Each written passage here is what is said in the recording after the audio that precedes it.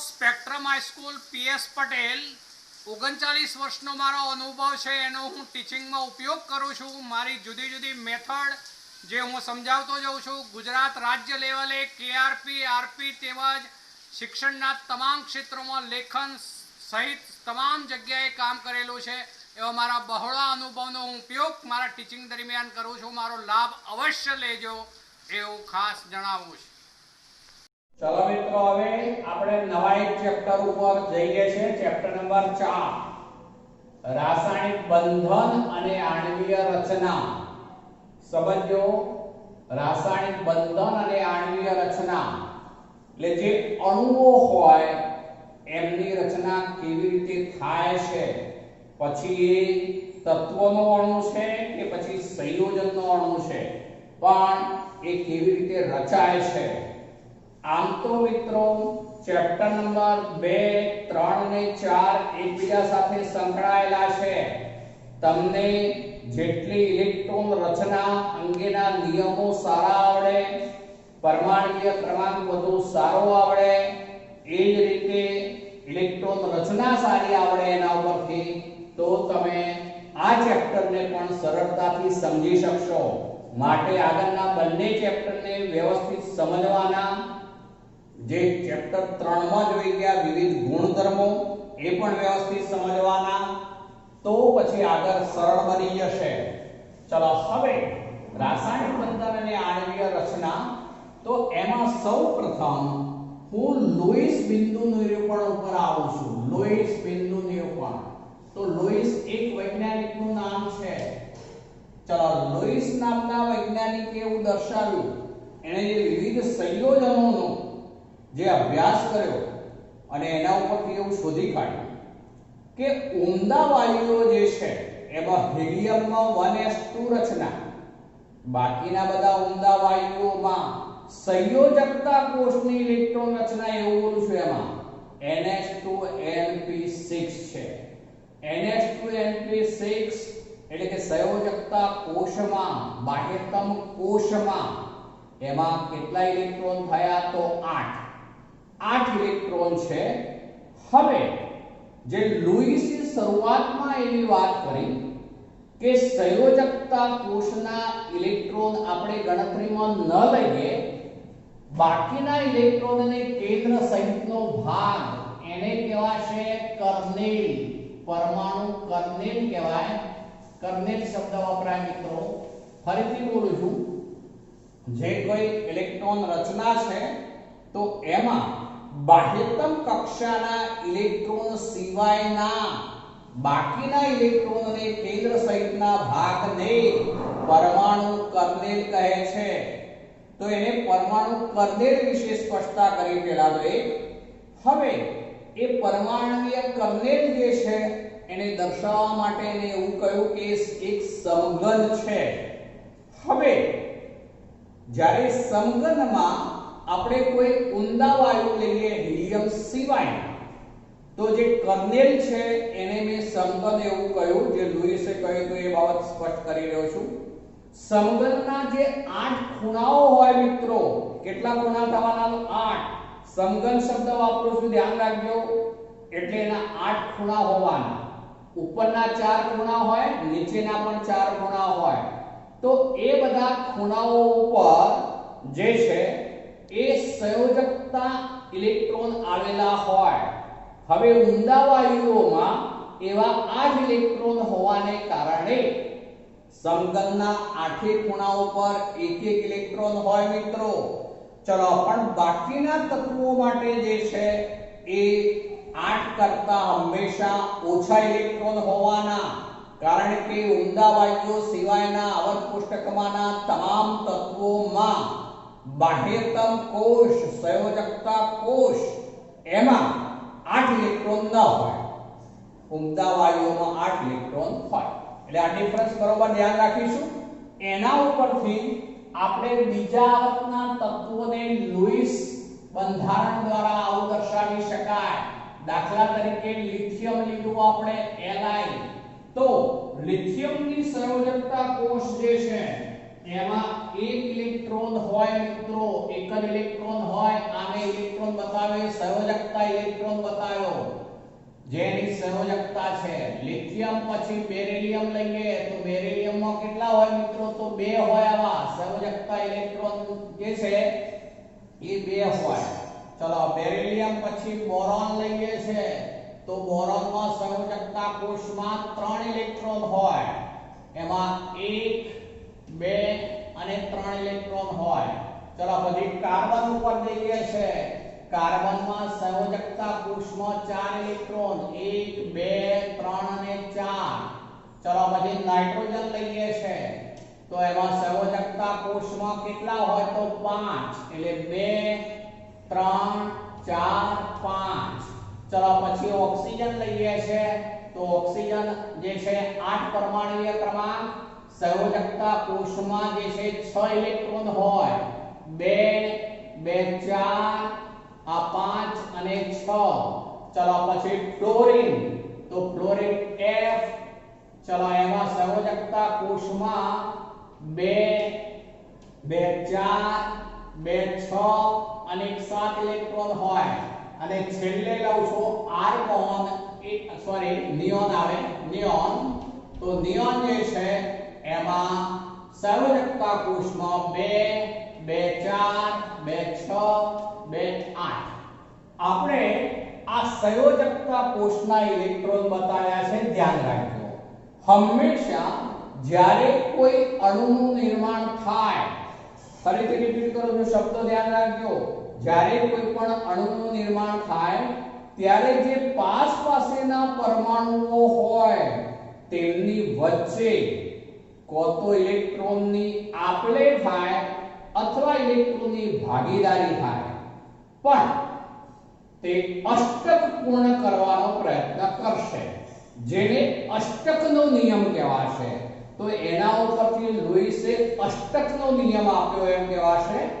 અત્યારે આ લુઈસ બિંદુઓ બતાવ્યા કહેવાય. જે ઇલેક્ટ્રોન છે વાસ્તવમાં બિંદુ દ્વારા દર્શાવવાની પ્રથા છે, એટલે લુઈસ બિંદુ નિરૂપણ એવું કહી શકાય. અત્યારે મેં માત્ર તત્વો જ લખ્યા છે, અલગ અલગ છે. દરેકના સંયોજકતા કોષના ઇલેક્ટ્રોન એના ઉપરથી આવું કહી શકાય. આ જે છે પ્રથમ સમૂહનું સભ્ય 1 ઇલેક્ટ્રોન છે, જુઓ. આ બીજા સમૂહનું સભ્ય સંયોજકતા ઇલેક્ટ્રોન 2. આ 13મા સમૂહનું સભ્ય, 13 માંથી 10 બાદ કરી દો તો બાકી કેટલા રહ્યા? 3. તો 3 સંયોજકતા ઇલેક્ટ્રોન. ચલો આ 14મા સમૂહનું સભ્ય, 14 માંથી 10 બાદ કરવાના તો 4 સંયોજકતા ઇલેક્ટ્રોન.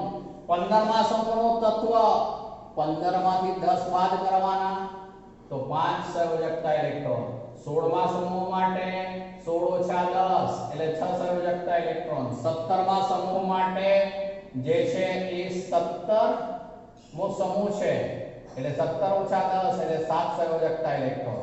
અને 18મા સમૂહ માટે જે છે 18 - 10 એટલે 8 સંયોજકતા ઇલેક્ટ્રોન. હવે બીજી રીતે કહું તો આ એક પ્રકારની આ બધી સંયોજકતાઓ છે એવું પણ કહી શકાય. યાદ કરી લો, આપણે આગળ લીધું હતું સંયોજકતાઓ, તો એ સંયોજકતાના સંદર્ભમાં પણ કહી શકાય આટલી સંયોજકતાઓ છે દરેકની. લિથિયમની 1 સંયોજકતા, બેરિલિયમની 2, બોરોનની 3, કાર્બનની 4, નાઇટ્રોજનની 5 સંયોજકતા. યાદ કરાવું છું, ધ્યાન રાખજો, 5 પણ ખરી, 3 પણ ખરી. ઓક્સિજનની 6 સંયોજકતા, એ ઉપરાંત 2 પણ ખરી. ફ્લોરિનની 7 સંયોજકતા, પણ એ ઉપરાંત જે છે 1 પણ ખરી. અને નિયોન જે છે 8 સંયોજકતા અને 0 પણ ખરી, એ ઉમદા વાયુઓની. હવે આ આપણે અત્યારે લુઈસ બિંદુ રચનાઓ લીધી છે, પણ અષ્ટકનો નિયમ જે છે ક્રોસેલ લુઈસના અભિગમ તરીકે પણ હું આગળ વધું છું. તો જ્યારે કોઈ પણ અણુનું નિર્માણ થાય ત્યારે જે પરમાણુઓ હોય તેઓ કો તો ઇલેક્ટ્રોનની આપલે કરે અથવા ભાગીદારી કરી પોતાની બાહ્યતમ કોષમાં અષ્ટક 8 ઇલેક્ટ્રોન પૂર્ણ કરી નજીકના ઉમદા વાયુની જેમ સ્થાયી બનવા પ્રયત્ન કરે છે. એને આપણે અષ્ટકનો નિયમ કહીશું. ફરીથી બોલું છું, એક વાત ધ્યાન રાખજો. મોટા ભાગે અષ્ટકના નિયમનું પાલન થશે. અષ્ટકના નિયમમાં જ્યારે પરમાણુઓ નજીક આવે જ્યારે અણુનું નિર્માણ થતું હોય ત્યારે પરમાણુઓ નજીક આવવાના, ત્યારે પરમાણુઓની બાહ્યતમ જે કોષ હોય તેમાં ઇલેક્ટ્રોનની કો તો આપલે થાય અથવા તો ભાગીદારી થાય અને અષ્ટક 8 ઇલેક્ટ્રોન બનાવી નજીકના ઉમદા વાયુની જેમ એ સ્થાયી બનવા પ્રયત્ન કરે છે. અહીંયા આપણે એવા ઉદાહરણો ઉપર જઈએ છે. દાખલા તરીકે NaCl નું નિર્માણ લઈએ છે. જો NaCl તો હવે તમને ખ્યાલ આવી જવો જોઈએ એક તત્વ સોડિયમ છે. ચલો સોડિયમની ઇલેક્ટ્રોન રચના લખીએ છીએ તો નિયોન. પછી શું થશે મિત્રો? ત્રીજા તત્વ છે આ એટલે 3s1. ચલો સોડિયમ ની આયનીકરણ એન્થાલ્પી ઓછી હોય માટેના સંયોજકતા ઇલેક્ટ્રોનનું કેન્દ્ર દ્વારા આકર્ષણ ઓછું હોવાને કારણે તે ઇલેક્ટ્રોન સરળતાથી મુક્ત કરી દે એટલે Na+ બની ગયો. આ ઇલેક્ટ્રોન મુક્ત થઈ ગયો. ચલો આ જે છે એ Na+ આયન બન્યો. Na મુક્ત કરેલો ઇલેક્ટ્રોન આ Cl મેળવશે. ચલો આ Cl લઈએ છે. Cl ની ઇલેક્ટ્રોન રચના થવાની નિયોન. ચલો પછી 3s2 અને 3p5 આ ઇલેક્ટ્રોન Cl મેળવે છે. ચલો Cl મેળવે એટલે એમાંથી બનવાનું Cl- આયન. ચલો હું આ Na+ ની ઇલેક્ટ્રોન રચના લખું તો નિયોન જેવી થઈ જવાની. એની ઇલેક્ટ્રોન રચના નિયોન જેવી એટલે ઊંડા વાયુની જેમ ઇલેક્ટ્રોન રચના પ્રાપ્ત કરી એને એવું કહેવાશે. ચલો એ જ રીતે આ Cl- એને એક ઇલેક્ટ્રોન અહીંયા મેળવ્યો એટલે સંયોજકતા કોષની ઇલેક્ટ્રોન રચના આવું થવાનું મિત્રો 3s2 3p6. સંયોજકતા કોષમાં કેટલા ઇલેક્ટ્રોન થઈ ગયા તો 8. આ બીજી રીતે કહીએ તો 10 ને 2 12 ને 6 18 એટલે આર્ગોન જેવી રચના થઈ ગઈ. નજીકના ઊંડા વાયુ જેવી રચના. તો આ રીતે અહીંયા NaCl જે છે એમાં Na ની આયનીકરણ એન્થાલ્પી ઓછી હોવાથી સરળતાથી ઇલેક્ટ્રોન મુક્ત કરી દે. આમાં મિત્રો અષ્ટક પૂરું થયું છે. તમને એમ થાય કે એમાં કેવી રીતે? તો એમાં વિસ્તૃત ઇલેક્ટ્રોન રચના લખીએ તો આવી લખાય 1s2 2s2 2p6 એટલે એનો અર્થ એવો થયો કે સંયોજકતા કોષમાંનો 2s2 2p6 એટલે શું થયું? અષ્ટક. તો આમાં અષ્ટક પૂરું થયેલું છે. એ જ રીતે આમાં આ અષ્ટક પૂરું થયું, જો અષ્ટક પૂરું થયું. તો આમ જ્યારે કોઈ અણુનું નિર્માણ થાય ત્યારે પરમાણુઓ જે છે તેમની સંયોજકતા કોષમાં ઇલેક્ટ્રોનની આપ-લે કરી પોતાની બાહ્યતમ કોષમાં અષ્ટક 8 ઇલેક્ટ્રોન બનાવી નજીકના ઊંડા વાયુની જેમ સ્થાયી બનવા પ્રયત્ન કરે છે. જેથી મિત્રો આ રીતે NaCl નું નિર્માણ થશે. ચલો બીજું ઉદાહરણ લઈએ છે આપણે. આ ટાઈપનું માનો કે CaF2 છે. ચલો CaF2 છે કેલ્શિયમ ક્લોરાઇડ કહેવાશે. હવે કેલ્શિયમ જે છે એનો પરમાણુય ક્રમાંક યાદ કરી લો તો 20. બરોબર. ચલો પરમાણુય ક્રમાંક મેં લખી દીધો આગળ. આમાં Na નો કહું તો 11. ચલો અને Cl નો કહું તો 17. ચલો આમાં Ca લીધું મેં 20. ચલો એની ઇલેક્ટ્રોન રચના લખીએ તો શું થવાનું? તો આર્ગોન Ar પછી બને 3s2. ચલો આ ધાતુ તત્વ છે. આ પણ ધાતુ તત્વ છે. ધાતુ તત્વો હોવાથી એમને આયનીકરણ એન્થાલ્પીના મૂલ્યો ઓછા હોય. આલ્કલાઇન અધાતુ તત્વ છે, બીજા સમૂહનું તત્વ એટલે આ ઇલેક્ટ્રોન ગુમાવશે. પણ હવે એના સંયોજકતા કોષમાંથી કેટલા ગુમાવે? તો 2. જુઓ 2 ગુમાવે. તો એમાંથી આવું બનવાનું Ca2+ પ્લસ 2 ઇલેક્ટ્રોન. 2 ઇલેક્ટ્રોન એને મુક્ત કર્યા એવો અર્થ થશે. ચલો 2 ઇલેક્ટ્રોન મુક્ત કરી દે તો આ ઇલેક્ટ્રોન જતા રહેવાના. માટે હવે આની રચના આર્ગોન જેવી જ કહેવાય મિત્રો. નજીકના ઊંડા વાયુની જેમ સ્થાયી બન્યું કહેવાશે. ચલો હવે ફ્લોરિન લેવું છે આપણે. આ ફ્લોરિન મેં લીધું. ચલો ફ્લોરિન નો પરમાણુય ક્રમાંક તો 9 છે, યાદ કરી લો.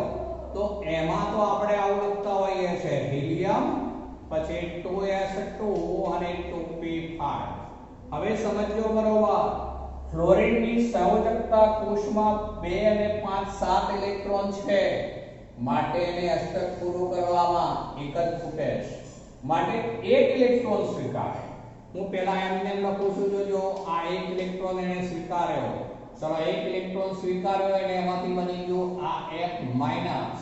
ચલો F માઈનસ બને ત્યારે એની રચના આવી થઈ જવાની હિલિયમ 2s2 2p6, જે નિયોન રચના બની એમ પણ કહી શકાશે. તો આ રીતે ફ્લોરિન એક ઇલેક્ટ્રોન મેળવી F માઈનસ બને. હવે આપણે કેલ્શિયમ જે છે તો 2 ઇલેક્ટ્રોન મુક્ત કરે છે મિત્રો. જુઓ, ફ્લોરિન ને તો એક જ ઇલેક્ટ્રોન મેળવે છે. ફ્લોરિનની ઇલેક્ટ્રોન પ્રાપ્તિ એન્થાલ્પી વિદ્યુત ઋણતા વધુ, જેને કારણે બે વચ્ચે વિદ્યુત ઋણતાનો તફાવત મોટો હોય મિત્રો, એટલે આ ઇલેક્ટ્રોન મેળવી લે એટલે માઈનસ. પણ હવે આપણે તો આ જે છે 2 ઇલેક્ટ્રોન મુક્ત કરે છે, અહીંયા તો એક જ ઇલેક્ટ્રોનની જરૂર છે. તો હવે હું શું કરું છું એ સમજો. વાસ્તવમાં એવું હોય કે આવા 2 પરમાણુઓ ભાગ લે, 2 પરમાણુઓ ભાગ લે. એટલે મેં આખાને કૌંસ કરી દીધો અને 2 વડે ગુણી દીધા. એટલે હવે કહું તો આવું કયું કહેવાશે કે એક Ca2+ હોય એની સાથે 2F- જોડાયા હોય, 2F-. જુઓ બરોબર, કારણ કે એક ફ્લોરિન ને તો એક જ ઇલેક્ટ્રોન જોઈએ, તો બીજો ઇલેક્ટ્રોન માટે બીજો ફ્લોરિન પરમાણુ પણ હશે, એ બીજો ઇલેક્ટ્રોન લઈ જશે. તો આમ કુલ 2 ફ્લોરિન પરમાણુઓમાંથી F- બન્યું એવો જ થશે. એટલે મેં આખો કૌંસ કરી દીધો છે. તો એક Ca2+ એની સાથે 2 ફ્લોરિન માઈનસ આયન જોડાયા છે, માટે હવે સૂત્ર બનાવીએ તો આવું થવાનું. આ 2 જોડાયા CaF2 જો અહીંયા Ca જે છે એની સંયોજકતા +2, જેને વિદ્યુત સંયોજકતા આપણે એવું કહી શકીએ. વિદ્યુત સંયોજકતા એટલે કે વીજભાર આવશે. Ca ઉપર 2+ વીજભાર એવો થયો, એને વિદ્યુત સંયોજકતા 2+ એવું કહેવાશે. પણ ફ્લોરિનની સંયોજકતા કેટલી કહેવાય મિત્રો? તો -1. ફ્લોરિનની સંયોજકતા -1 જ, 2 નહીં. ફ્લોરિનના પરમાણુની સંખ્યા કહીએ તો 2 છે. આમાં ફ્લોરિન આયન સ્વરૂપે છે તો 2 છે, પણ જે સંયોજકતા છે એ તો ફ્લોરિનની 1 અને માઈનસ ઋણ આયન છે એટલે માઈનસ કહેશું. ચલો તો આ જે છે બંને ઉદાહરણોમાં આપણે એવું લીધું કે જે આ એક તત્વ અને બીજું તત્વ છે, 2 તત્વો વચ્ચે વિદ્યુત ઋણતાનો તફાવત વધુ હોય ત્યારે આગળ ઉપર આપણે જોઈશું આયનીય બંધનું નિર્માણ થાય મિત્રો. તો એ આયનીય સંયોજન બન્યું કહેવાશે. NaCl નો અણુ એ આયનીય સંયોજન છે, આયનીય સંયોજન છે. CaF2 પણ આયનીય સંયોજન છે. તો આમ જ્યારે એવું બનવાનું મોટા ભાગે કે ડાબી તરફના ધાતુ તત્વો પૈકીનું કોઈ તત્વ હોય અને જમણી તરફના અધાતુ તત્વો પૈકીનું કોઈ તત્વ હોય અને એ બે વચ્ચે સંયોજન જ્યારે બનતું હોય ત્યારે તેમની વચ્ચે વિદ્યુત ઋણતાનો તફાવત મોટો હોવાનો મિત્રો, જેને કારણે જેની વિદ્યુત ઋણતા વધુ હોય તે સહસંયોજક બળનો ઇલેક્ટ્રોન યુગ્મ ખેંચી લે, જેને કારણે તે પોતે ઋણ વિદ્યુત સંયોજકતા પ્રાપ્ત કરશે, જ્યારે અન્ય પરમાણુ એ ધન વિદ્યુત સંયોજકતા પ્રાપ્ત કરશે. અને આવા ધન અને ઋણ આયનો વચ્ચે પ્રબળ કુલંબિક આકર્ષણ બળો દ્વારા આ સંયોજન બને. આવા ધન અને ઋણ આયનો વચ્ચે પ્રબળ કુલંબિક આકર્ષણ બળો દ્વારા આ સંયોજન બને. માટે આવા સંયોજનો એ આયનીય સંયોજનો તરીકે ઓળખાશે. ચલો હવે જે છે હું બીજા ઉદાહરણો ઉપર આવું છું. એમાં શું બટલું છે ધ્યાન રાખજો. એવું બની શકે મિત્રો કે એક જ તત્વના 2 પરમાણુ એકબીજા સાથે જોડાતા હોય તો એમાં વિદ્યુત ઋણતાનો સવાલ નહીં થાય, કારણ કે બંનેમાં વિદ્યુત ઋણતા સરખી જ હોય. એક જ તત્વના 2 પરમાણુ એવું કહું છું. આપણે આયનીયના સંદર્ભમાં વાત કરી. હવે હું સહસંયોજકના સંદર્ભમાં જાઉં છું. જોજો તો એને હું આ રીતે લઉં છું, પણ આ એક ક્લોરીન છે, આ બીજો ક્લોરીન છે મિત્રો. ચલો હવે આપણે આ ક્લોરીનના 7 ઇલેક્ટ્રોન પહેલા હું સંયોજકતા ઇલેક્ટ્રોન બતાવું છું, ધ્યાન રાખજો. આ 1, આ 3, 2 5 અને 2 7. ચલો આની વાત કરીએ તો એમાં 2 2 4 2 6 અને આ 7. તો હવે મિત્રો અહીંયા તો બંને તત્વો બંને જે પરમાણુ છે એક જ તત્વના છે. એક જ તત્વના પરમાણુ હોવાથી તે બંનેની વિદ્યુત ઋણતા સમાન હોય, જેને કારણે આ વચ્ચે જે બંધનું ઇલેક્ટ્રોન યુગ્મ છે એને કહેવાય સહસંયોજક બંધ. સહસંયોજક બંધનો અર્થ એવો થાય બંને પરમાણુઓ સરખી સંખ્યાના ઇલેક્ટ્રોન ભેગા આપે અને ભાગીદારી કરી બંધનું નિર્માણ કરે. ફરીથી બોલું છું, સહસંયોજક બંધ જે છે એનો અર્થ એવો થાય કે બંને પરમાણુઓ સરખી સંખ્યાના ઇલેક્ટ્રોન ભેગા કરી ભાગીદારી દ્વારા બંધનું નિર્માણ કરે. તો અહીંયા હવે આ બંને Cl વચ્ચે આવો બંધ બન્યો કહેવાશે મિત્રો, જેને લીટી દ્વારા દર્શાવવામાં આવે એ સહસંયોજક બંધ છે. હવે આ સહસંયોજક બંધના ઇલેક્ટ્રોન યુગ્મ ઉપર આના કેન્દ્રનું જેટલું આકર્ષણ હોય એટલું જ આનું હોય મિત્રો. માટે અષ્ટક પૂરું કરવા માટે આ બંને ઇલેક્ટ્રોનનો ઉપયોગ આ પણ કરી શકીએ, આ પણ કરી શકીએ. તો જુઓ અત્યારે આ ક્લોરીનના અષ્ટક પૂરું 2 2 4 2 6 7 અને આ 8, કારણ કે આ ઇલેક્ટ્રોન યુગ્મ ઉપર આના કેન્દ્રનો અધિકાર છે, આકર્ષણ છે.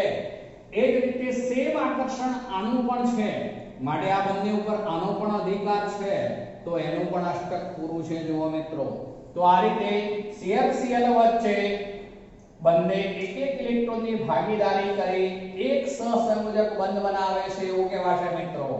આ મેં જે દોર્યું છે લુઈસ બિંદુ નિરૂપણ ઉપર મેં લીધું છે. આમાં ઇલેક્ટ્રોન રચનાઓ દ્વારા મેં સમજાવ્યું, જ્યારે આ લુઈસ બિંદુ નિરૂપણ કહેવાશે. એ જ રીતે બીજું ઉદાહરણ લઉં છું, જોજો. આ Cl2 નું ઉદાહરણ લીધું એવું કહેવાશે. બીજું ઉદાહરણ લઈએ છીએ આપણે O2 નું. ચલો O2 માં ઓક્સિજનના 2 છે. ચલો આ બાજુ આ O લખું છું, બીજો આ બાજુ લખું છું પહેલા. ચલો આ બંને ઓક્સિજન છે. ઓક્સિજનની સંયોજકતા કોષમાં 6 ઇલેક્ટ્રોન હોય, 16મા સમૂહનું સભ્ય. હવે તમને સમૂહને બધું મોઢે થઈ ગયેલું હોવું જોઈએ.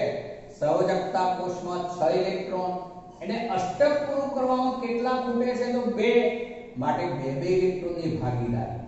જુઓ આમાં 17મા સમૂહનું તત્વ હતું, માટેની સંયોજકતા કોષમાં 7 ઇલેક્ટ્રોન, માટે અષ્ટક પૂરું કરવામાં એક જ ખૂટતો હતો, માટે એક એક ઇલેક્ટ્રોન યુગ્મ બને, એક એક ઇલેક્ટ્રોન ભેગા કરે અને યુગ્મની રચના કરે. તો હવે આમાં શું થાય તો જો ઓક્સિજનની સંયોજકતા કોષમાં 6 ઇલેક્ટ્રોન, અષ્ટક પૂરું કરવા 2 ખૂટે, તો 2 ઇલેક્ટ્રોનની ભાગીદારી કરે. જે ભાગીદારી વાળા ઇલેક્ટ્રોન હોય એમાં વચ્ચે બતાવવાના 2 તત્વોની સંખ્યાની વચ્ચે. ચલો આ 2 આના હોય અને આના પણ 2 હોય, એવો અર્થ થાય મિત્રો. ચલો હવે આના પોતાના પૂરા કરી લઈએ પહેલા. તો આ 2, તો બીજા 2 4 2 6. ચલો એ જ રીતે પેલાના 6 પૂરા કરી લઈએ. તો આ 2 2 4 2 6. હવે વચ્ચેના 2 ઇલેક્ટ્રોન યુગ્મો ઉપર આનો પણ અધિકાર, આકર્ષણ બળ. તો આ અષ્ટક પૂરું થઈ ગયું. જુઓ એ જ રીતે આ ઇલેક્ટ્રોન યુગ્મો ઉપર આનો પણ અધિકાર, તો આ પણ અષ્ટક પૂરું થઈ ગયું. જુઓ માટે એમ કહેવાય કે O O 2 વચ્ચે 2 ઇલેક્ટ્રોન યુગ્મો, 2 ઇલેક્ટ્રોન યુગ્મો એટલે આ 1 2 જોડાઈને સહસંયોજક બંધ, આ 2 જોડાઈને બીજો સહસંયોજક બંધ, માટે O2 માં O ડબલ બોન્ડ O રચના હોય મિત્રો. એક O2 ની વાત કરી. આપણે ત્રીજું ઉદાહરણ લઈએ છે, જેમાં નાઇટ્રોજન માટે લઉં છું, આ બાજુ લઉં છું. તો નાઇટ્રોજન N2. ચલો નાઇટ્રોજન ની અંદર આવું થાય. ચલો હવે તમને ખબર પડી જાય કે એક નાઇટ્રોજન જે છે 15મા સમૂહનું સભ્ય હોવાથી સંયોજકતા કોષમાં 5 ઇલેક્ટ્રોન, તો અષ્ટક પૂરું કરવામાં કેટલા ખૂટે છે તો 3, માટે 3 ની ભાગીદારી કરશે. ચલો 3 ની ભાગીદારી એટલે વચ્ચે 3 લખવાના મિત્રો. ચલો અહીંયા વચ્ચે 3 ઇલેક્ટ્રોન હું આ રીતે આ નાઇટ્રોજનના મેં બતાવ્યા એવો અર્થ કરું છું. ચલો આ નાઇટ્રોજનના બીજા કેટલા હોય તો 2 જ, કારણ કે નાઇટ્રોજનમાં કુલ સંયોજકતા કોષના ઇલેક્ટ્રોન 5 હોય. આ નાઇટ્રોજનની વાત કરીએ તો એના 1 2 3 અને આ 2. ચલો હવે વચ્ચેના જે ઇલેક્ટ્રોન યુગ્મો છે 3 ઇલેક્ટ્રોન યુગ્મો થયા એ ત્રણેય ઉપર આ નાઇટ્રોજન અષ્ટક પૂરું કરવા માટે ઉપયોગ કરશે. જુઓ 6 વચ્ચેના અને 2 8 થઈ ગયા. એ જ રીતે વચ્ચેના 6 માટે આનો ઉપયોગ કરશે 6 2 એટલે એનું પણ અષ્ટક પૂરું થશે. ચલો અહીંયા બંને નાઇટ્રોજન વચ્ચે શું ગણાશે તો ત્રિબંધ કહેવાશે. 3 સહસંયોજક બંધ છે, ત્રિબંધ છે મિત્રો. તો આ રીતે લીટી દ્વારા જે બંધ બતાવવામાં આવે એ બધા સહસંયોજક બંધ કહેવાય. સહસંયોજક બંધનો અર્થ શું કરીશું? જોડાતા બંને પરમાણુ સમાન સંખ્યાના ઇલેક્ટ્રોન ભેગા કરે. સમાન સંખ્યાના ઇલેક્ટ્રોન ભેગા કરે. કો તો 1 1, કો તો 2 2, કો તો 3 3, એ રીતે સમાન સંખ્યાના ઇલેક્ટ્રોન ભેગા કરી અને બંધનું નિર્માણ કરશે, જેને સહસંયોજક બંધ કહે છે. તો આ સહસંયોજક બંધ મેં Cl2 O2 N2 તત્વોના અંગો જ લીધા છે.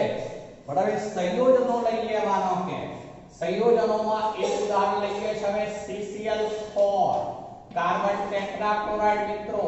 ચલો એમાં કાર્બન છે એક તત્વ, એની સાથે 4 ક્લોરીન છે એવો થશે. આ કાર્બન લીધું મેં. ચલો અહીંયા Cl, આ બીજો Cl લીધો, આ ત્રીજો લીધો, આ ચોથો લીધો. હવે આપણે જે સંયોજકતા ઇલેક્ટ્રોનની વાત પહેલા કરું છું, ધ્યાન રાખજો. ક્લોરીન માટે માત્ર એક જ ઇલેક્ટ્રોન એને ખૂટે છે અષ્ટક પૂરું કરવામાં, માટે એક જ ભાગીદારી કરે. એટલે ક્લોરીનનો એક જ ઇલેક્ટ્રોન અહીંયા વચ્ચે, એક કાર્બનનો ઇલેક્ટ્રોન હોય મિત્રો. આ રીતે એ બે વચ્ચે ભાગીદારી. ચલો આ ક્લોરીનના બાકીના બતાવી દઉં છું. 2 2 4 2 6. આ ક્લોરીનની વાત કરીએ તો એ પણ કાર્બન સાથે આ એક ઇલેક્ટ્રોન ભાગીદારીમાં આપશે આ કાર્બનનો ઇલેક્ટ્રોન. ચલો અહીંયા આ ક્લોરીનના 2 2 4 2 6 અહીંયા બતાવું છું. તો આ ક્લોરીનના 2 2 4 2 6 આ ભાગીદારીમાં ક્લોરીન આપશે આ કાર્બનનો ઇલેક્ટ્રોન. ચલો એ જ રીતે ઉપરની તરફ તો આ 2 2 4 2 6 મિત્રો એ જે છે એ વચ્ચેના આવવા જોઈએ ઇલેક્ટ્રોન, એ ધ્યાન રાખવાનું. જ્યારે અહીંયા જે છે આ ક્લોરીનનો અને આ કાર્બનનો જે બંધમાં સંકળાયેલા હોય એવા ઇલેક્ટ્રોન બંને તત્વોની સંજ્ઞાની વચ્ચે આવવા જોઈએ. એને કહેવાય બંધકારક ઇલેક્ટ્રોન યુગ્મો. ધ્યાન રાખજો. હવે આ જે છે એને હું કહું તો બંધકારક ઇલેક્ટ્રોન યુગ્મ એવો શબ્દ વાપરું છું. બંધ બનાવે એટલે બંધકારક ઇલેક્ટ્રોન યુગ્મ એવું કહેવાય. જ્યારે આ જે છે એ અબંધકારક, એ બંધમાં વપરાતું નથી.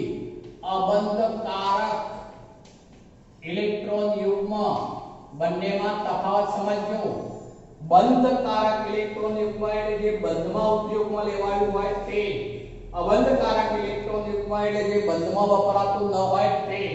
ચલો અહીંયા જે છે એ હવે અષ્ટકની રીતે વિચારીએ તો આ બંને ઉપર આનો અધિકાર, આ બંને ઉપર આનો અધિકાર. ચલો એ રીતે આ બંને ઉપર આનો અધિકાર. ચલો આ બંને ઉપર આનો અધિકાર.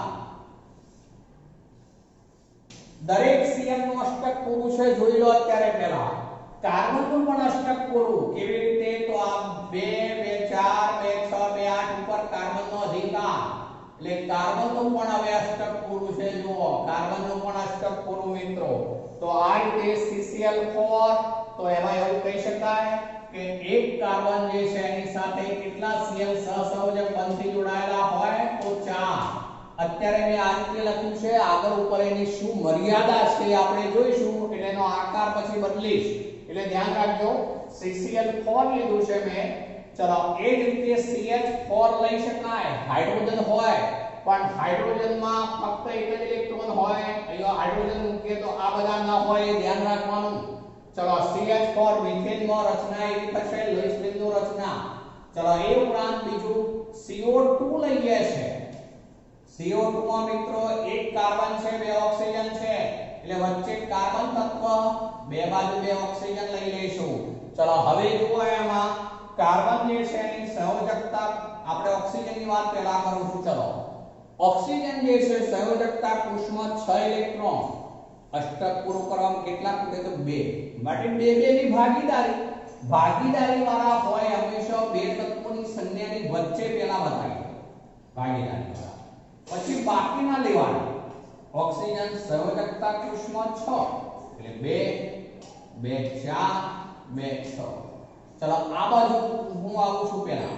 હા, કાર્બનની પહેલા વાત કરી લઈએ. તો કાર્બનના અહીંયા આ 1 અને 2 ઇલેક્ટ્રોન હોવાના. ચલો આ બાજુ આપણે ઓક્સિજન, તો એને માટે ભાગીદારી વાળા પહેલા લખી દઉં છું. આ ઓક્સિજન ભાગીદારી 2 આપશે, બાકીના 2 2 4. ચલો હવે કાર્બનના પણ આ 2. જો કાર્બનની સંયોજકતા 4 એટલે વચ્ચે કાર્બનના કેટલા ઇલેક્ટ્રોન લીધા છે આપણે 4. ચલો હવે આમાં આ બાજુ જે છે આ 2 2 4 ઇલેક્ટ્રોન ઉપર આ ઓક્સિજનનો અધિકાર, અષ્ટક પૂરું 4 ને 4 8 એનું અષ્ટક પૂરું. કાર્બનનો પણ અષ્ટક પૂરું છે. જો આ 4 ઉપર કાર્બનનો અધિકાર, આ 4 ઉપર કાર્બનનો અધિકાર, તો એનું પણ અષ્ટક પૂરું છે. ચલો તો આ રીતે આ બને C double bond O, C double bond O. આપણે આ જે છે એમને અબંધકારક ઇલેક્ટ્રોન યુગ્મો કહીશું અને વચ્ચે વાળા છે બંધકારક કહેવાય. બે તત્વોની વચ્ચે જે હોય, બે તત્વોના પરમાણુની વચ્ચે એ હંમેશા બંધકારક, કારણ કે બંધમાં વપરાતા હોય. જ્યારે બાકીના જે છે આજુબાજુ હોય હંમેશા એ બધા અબંધકારક કહીશું. તો આ CO2 લીધું આપણે, કાર્બન ડાયોક્સાઇડ CO2. આ જ રીતે આપણે મિથેન માં મેં કહી દીધું, પણ હવે હું આવું લઉં છું CH2 ડબલ બોન્ડ CH2, જેને કહેવાશે ઇથિન. આ ઇથિન છે મિત્રો. તો એમાં આવું હોય, આ એક કાર્બન, આ બીજો કાર્બન. ચલો અહીંયા હાઇડ્રોજન, અહીંયા હાઇડ્રોજન, અહીંયા હાઇડ્રોજન, અહીંયા હાઇડ્રોજન. હવે હાઇડ્રોજન પાસે તો એક જ ઇલેક્ટ્રોન હોય, એટલે આ એક ઇલેક્ટ્રોન હાઇડ્રોજનનો અને એક કાર્બનનો. ચલો એ જ રીતે આ બાજુ એક હાઇડ્રોજનનો, એક કાર્બનનો. ચલો પહેલા આ બાજુના પૂરા કરી લઉં છું. ચલો આ બાજુ એક હાઇડ્રોજનનો અને એક કાર્બનનો. ચલો અહીંયા પણ એક કાર્બનનો અને એક હાઇડ્રોજનનો. હવે જોજો શું થાય. આ બે વચ્ચે હવે આ કાર્બનના 2 બતાવ્યા, બાકી કેટલા રહ્યા મિત્રો? તો બીજા 2. આ કાર્બનના સંયોજકતા ઇલેક્ટ્રોન 4, 4 માંથી 2 વાપરી નાખ્યા આપણે, તો બીજા 2 હોય. એ 2 આ કાર્બનના પણ આપણે 4 પૈકીના 2 વાપરી નાખ્યા, તો બીજા એની પાસે 2 હોય. તો આના 2 અને આના પણ 2 એ ભેગા મળે અને આવું બનશે. હવે જુઓ તો આના ઇલેક્ટ્રોન આ 2 અને આના પણ ઇલેક્ટ્રોન એ આ 2. ભલે ને રંગ બંને સરખા થયા, પણ યાદ રાખજો આ 2 ઇલેક્ટ્રોન છે આ કાર્બનના કહેવાય, આ 2 ઇલેક્ટ્રોન છે આ કાર્બનના કહેવાય. હવે વિચારીએ હાઇડ્રોજન માટે જે છે પ્રથમ આવર્તના તત્વોમાં ફક્ત 1s કક્ષક જ હોય મિત્રો. 1s2 થવાથી એ સંપૂર્ણ બની જાય, એટલે એમાં અષ્ટકનો વાંક નહીં આવે, પણ 1s2 થઈને સમૃદ્ધ બને એવું ના. કાર્બન જે છે વચ્ચેના 4 ઇલેક્ટ્રોન, 4 ને 2 6 2 8, આ એનું અષ્ટક પૂરું થઈ ગયું. જુઓ મિત્રો આ કાર્બનનું અષ્ટક આ પૂરું થઈ ગયું. આ કાર્બન તો વચ્ચેના 4 2 6 2 8, તો એ કાર્બનનું અષ્ટક પણ પૂરું થઈ ગયું. તો આ રીતે હવે આવું થયું મિત્રો C ડબલ બોન્ડ C, આ H, આ H, આ H, H. તો આમાં આપણે આગળ ઉપર શીખીશું જો કે આવો 2 બંધ બનતા હોય, દ્વિબંધ છે, એમાં નીચે વાળો બંધ સિગ્મા કહીશું, ઉપર વાળો પાઈ કહીશું. આગળ ઉપર આપણે શીખીએ છીએ પછી, પણ એ નીચે વાળો સિગ્મા, ઉપર વાળો પાઈ કહેવાશે. ચલો એ જ રીતે આપણે છેલ્લું ઉદાહરણ લઈએ છીએ હવે HC ટ્રિપલ બોન્ડ CH. આવું લઉં છું મિત્રો. આને કહેવાય ઇથાઇલ. આ ઇથિન હતું, ઇથિન. જ્યારે આને કહીશું આપણે ઇથાઇલ. ચલો એમાં એક કાર્બન, બીજો કાર્બન. જુઓ બરોબર હાઇડ્રોજન, તો હાઇડ્રોજન અહીંયા આ બાજુ મૂક્યો મેં, આ બીજો હાઇડ્રોજન, બે બાજુ હાઇડ્રોજન મેં લખી દીધા. ચલો હવે સમજો કાર્બનની સંયોજકતા કોષમાં તો 4 ઇલેક્ટ્રોન. ચલો અત્યારે આપણે હાઇડ્રોજન જે છે એની સંયોજકતા કોષમાં તો 1 જ ઇલેક્ટ્રોન હોય. ચલો કાર્બન જે છે એના અહીંયા 1 ઇલેક્ટ્રોન જે આપી શકે. ચલો એ જ રીતે આ બાજુ પહેલા પૂરું કરી દઉં છું. આ કાર્બનનો 1 ઇલેક્ટ્રોન. ચલો મેં સંજ્ઞા જે છે આ કરી દઉં, લાલ કરી દઉં છું. ચલો આ કાર્બનનો ઇલેક્ટ્રોન અને આ જે છે હાઇડ્રોજનનો ઇલેક્ટ્રોન. ચલો હવે અત્યારે મેં જે બતાવ્યા છે એમાં કાર્બન આ કાર્બનનો એક જ બતાવ્યો છે. જુઓ બાકી કેટલા રહ્યા મિત્રો? સંયોજકતા કોષમાં કાર્બન પાસે 4 હોય, બાકી 3 રહ્યા. ચલો એ 3 અને આમાં પણ આ એક વાપર્યો એને, બાકી રહ્યા 3. તો આના 3 ઇલેક્ટ્રોન અને આના પણ 3 ઇલેક્ટ્રોન. જો એટલે કુલ 6 ઇલેક્ટ્રોન એ ભેગા મળી બંધનું નિર્માણ કરશે. તો આમ બંને પરમાણુઓ સમાન સંખ્યાના ઇલેક્ટ્રોન આપી સહસંયોજક બંધનું જે બંધ માટે જરૂરી ઇલેક્ટ્રોન યુગ્મ કહેવાય એની રચના કરે છે. તો એ સહસંયોજક બંધ કહેવાય. ચલો આમાં આનું અષ્ટક પૂરું છે. જુઓ વચ્ચેના છેદ 2 8, આનું પણ અષ્ટક પૂરું, વચ્ચેના છેદ 2 8, એનું અષ્ટક પૂરું, બંનેનું અષ્ટક પૂરું છે. આમાં આવું કહેવાય મિત્રો કાર્બન કાર્બન વચ્ચે 1 ઇલેક્ટ્રોન યુગ્મ એટલે આ એક બંધ, બીજો ઇલેક્ટ્રોન યુગ્મ તો બીજો બંધ, આ ત્રીજો ઇલેક્ટ્રોન યુગ્મ તો ત્રીજો બંધ. તો અહીંયા જે છે 3 ઇલેક્ટ્રોન યુગ્મો ભાગીદારીમાં ભાગ લેતા હોવાથી બંને કાર્બન વચ્ચે ત્રિબંધ, જ્યારે આ બાજુ single bond H, single bond H. તો આ રીતે આ બધા જ મેં આવી રીતે જે લખેલ લુઈસ બિંદુ નિરૂપણો કહેવાશે મિત્રો. એ બધા લુઈસ બિંદુ નિરૂપણો છે. અને આ અણુઓમાં કેવી રીતે બંધ લખાય, અબંધકારક ઇલેક્ટ્રોન યુગ્મો, બંધકારક ઇલેક્ટ્રોન યુગ્મો એ ધ્યાનમાં રાખીશું. તો આ બધા જે મેં ઉદાહરણો લીધા છે એ બધા સહસંયોજક માટે લીધા છે. આ જે લીધા આપણે શરૂઆતમાં એ આયનીય સંયોજનો માટે લીધા હતા. એટલે ફરીથી એકવાર અષ્ટકનો નિયમ બોલું છું. જ્યારે પણ અણુ રચાય ત્યારે નજીકના પરમાણુઓ એકબીજા વચ્ચે ઇલેક્ટ્રોનની આપલે કરે અથવા ભાગીદારી દ્વારા બંધનું નિર્માણ કરી અષ્ટક રચના પૂર્ણ કરી નજીકના ઉમદા વાયુની જેમ સ્થાયી બનવા પ્રયત્ન કરે છે. આને કહેવાશે અષ્ટકનો નિયમ. તો આ બધા ઉદાહરણો એવા લીધા છે કે અષ્ટકના નિયમનું પાલન થાય છે. મોટા ભાગના અણુઓના નિર્માણ વખતે અષ્ટકના નિયમનું પાલન થશે, પણ મોટા ભાગના શબ્દ અગત્યનો છે, ધ્યાન રાખજો, કારણ કે એમાં અપવાદ આવશે. આપણે આ ચેપ્ટરમાં આગળ ઉપર જોઈશું. આજે મિત્રો આટલે સુધી